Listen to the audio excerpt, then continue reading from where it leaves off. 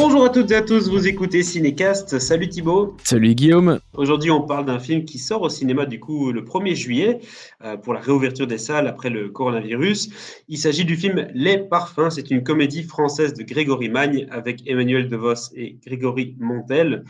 De quoi ça parle très concrètement? Ça parle d'une rencontre un peu fortuite entre d'un côté Anne Wahlberg qui est une icône dans le monde du parfum puisque c'est une créatrice de parfum qui est jouée par Emmanuel DeVos.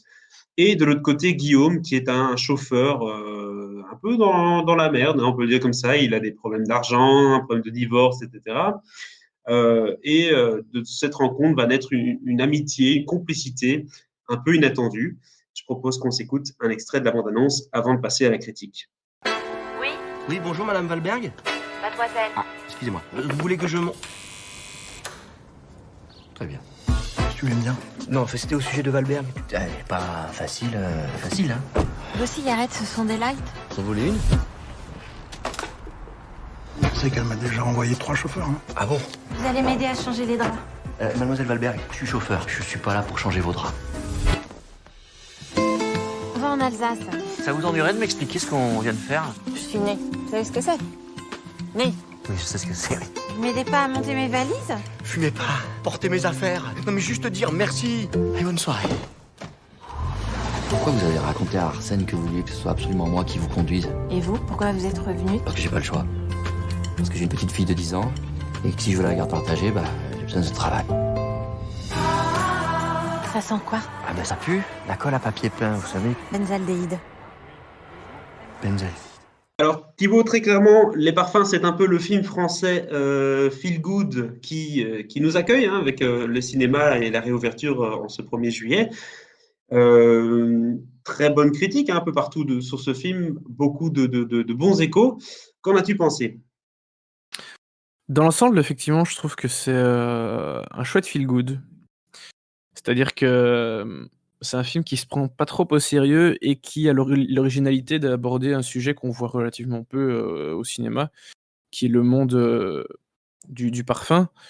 Et pour cause, c'est très difficile à illustrer quelque chose d'odorant dans un cinéma parce que Oui. les parfums ne passent pas encore via le grand écran. Pour ça, il faut aller 4DX, voir un film en 4DX, effectivement. Mais bon.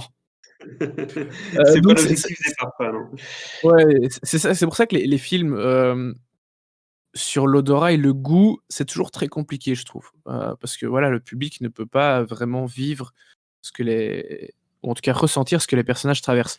On voit quand même pas mal de films sur la restauration, ça existe quand même un peu plus, mais les parfums, relativement peu. En tout cas, tout ce qui est odorat, relativement peu. Et donc, je trouve ça assez intéressant de tenter cet exercice assez compliqué. Enfin, compliqué, et au final, ça fait un film assez classique. C'est juste que t'as pas l'expérience que les personnages du film vivent. Donc voilà, rien que pour ça, je trouve que déjà c'est assez sympa de voir un film pareil. Donc en fait, voilà, ce qui fonctionne bien aussi, ce sont les personnages, c'est-à-dire qu'il y a d'une part le personnage de Madame Wahlberg qui d'abord travaille sur des parfums style Chanel, etc. Et puis qui, suite à un incident, elle a perdu momentanément son odorat, son nez d'or. C'est un peu comme l'oreille d'or, hein, d'une certaine façon. Elle a perdu son nez et du coup, elle a perdu des contrats et elle se retrouve depuis 3-4 ans à faire des parfums style pour des magasins, des parfums d'ambiance, pour des marques, pour des objets, enfin voilà, différentes choses. Usine aussi. Et oui, c'est ça, des parfums d'usine. En tout cas, pour atténuer l'odeur de l'usine.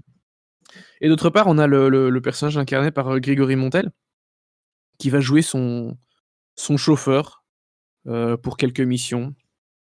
Et qui, pour elle, c'est un peu plus qu'un chauffeur. C'est-à-dire qu'il faut qu'il l'aide à porter ses bagages. Bon, jusque-là, ça va. Mais à l'aider à faire son lit, hein, et toutes des choses qui, normalement, ne sont pas comprises dans le service du Dans le chauffeur. métier. Voilà. Oui, il y a Mais une vraie amitié qui se construit entre les deux. Et ça, c'est une chose qui est importante de mentionner, c'est qu'on voit l'affiche du film, on voit un peu le pitch, on voit ne fût-ce que la couleur rose et tout sur l'affiche. On a l'impression de tomber dans une comédie romantique. C'est pas le cas. Il y a de l'amour entre les deux personnages parce qu'ils s'entendent bien. Il y a une sorte d'amitié qui se lie, qui un se crée, respect pardon, aussi, surtout. et du respect et une forme d'entraide. mais c'est pas du tout une histoire d'amour, et ça, c'est rafraîchissant parce que ce genre de film-là, avec un pitch aussi basique et une rencontre un peu improbable entre deux personnes de mondes différents, ça donne souvent lieu à des histoires d'amour un peu cucu.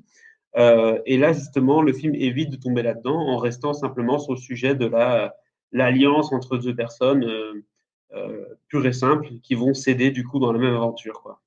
Oui, c'est ça. Parce que le personnage du chauffeur, il aimerait avoir la garde de sa fille. Malheureusement, enfin, il a absolument besoin de son boulot de chauffeur. Et sans ça, il peut pas acheter, enfin déménager, changer d'appartement pour pouvoir accueillir sa fille, parce que là où il est actuellement, c'est impossible. Et donc, toute sa vie tient à ce travail. Et, et voilà, effectivement, comme tu viens de le dire, les personnages vont lier une sorte d'amitié, en tout cas de collaboration. Parce que d'amitié, c'est parfois vite dit.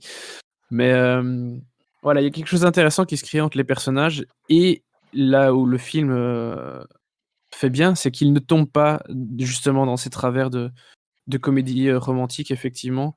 C'est parce que c'est clairement ce qu'on aurait pu craindre le plus, quoi. C'est sûr. À côté de ça, d'un point de vue de l'histoire, on l'a dit, c'est une histoire assez. Elle tient en 1h40 et on sent que tout est assez chronométré. C'est peut-être un peu ça le reproche qu'on peut faire au film, c'est que c'est très formulé, hein. On voit tout venir à des kilomètres. Mais dans l'exécution, dans le jeu, dans les personnages, il y a quelque chose qui est assez juste. Du coup, on peut pardonner ce côté un peu scénario Oui, one-on-one. oui, c'est ça, c'est très formaté, effectivement.